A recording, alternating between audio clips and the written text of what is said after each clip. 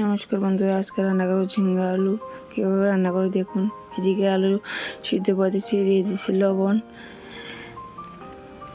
আলু সিদ্ধ হয়ে গেছে, নামিয়ে নিয়েছি। কড়াই তেল দিয়ে দিয়েছি, তেলের ভিতরে আলু দিয়ে দিতেছি। আলু কটা সরা দিয়েছিলাম, সরাটি দিয়ে দিচ্ছি।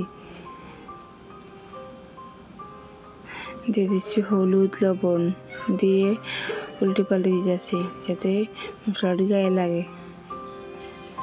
এদিকে আন্দা মাছের উপরে লবণ দিয়ে দিতেছি, দিয়ে দিচ্ছি হলুদ।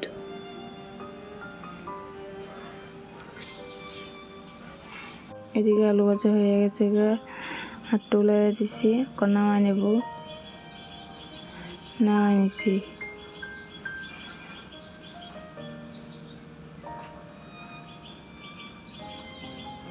এদিকে আবার কড়াই তেল দিয়ে দিচ্ছি, দিয়ে দিব মাছটি।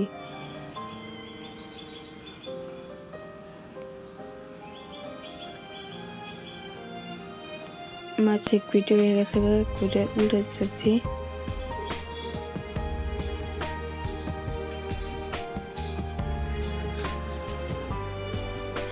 মাছ উল্টানো শেষ, এদিকে মাছ নামিয়ে দিয়েছি। সবটি মাছ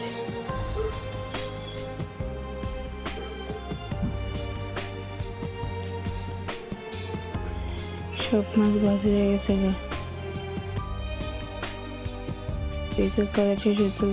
দিয়েছি পাঁচফোড়ন, তেজপাতা, পেঁয়াজ কুচি করে একটা কাটে নিয়েছি, পেঁয়াজটি দিয়েছি, দিয়ে কতগুলো দিয়েছি।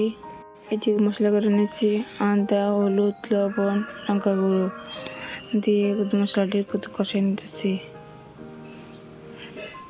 দিতেছি লবণ স্বাদ মতো।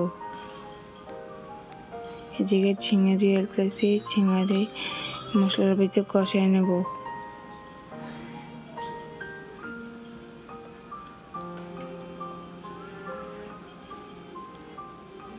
দিয়ে ঢাকনা দিয়ে দেবো। এদিকে ঝিঙে কষানো হয়ে গেছে, দিয়ে দেবো জল। এদিকে জল দেওয়া হয়ে গেছে, দিয়ে দেবো মাছ ভাজা, চাল ভাজা, আলু ভাজা দিয়ে দিচ্ছি।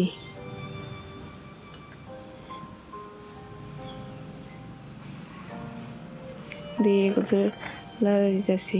এদিকে ঝোল ফুটে উঠেছে, নামাই দেবো, নামাই নিচ্ছি। ঝিঙ্গা আলু মাছের ঝোল কেমন লাগছে অবশ্যই কমেন্ট করে জানাবে। ভিডিওটা ভালো লাগে থাকলে লাইক, শেয়ার, সাবস্ক্রাইব করে পাশে থাকবেন।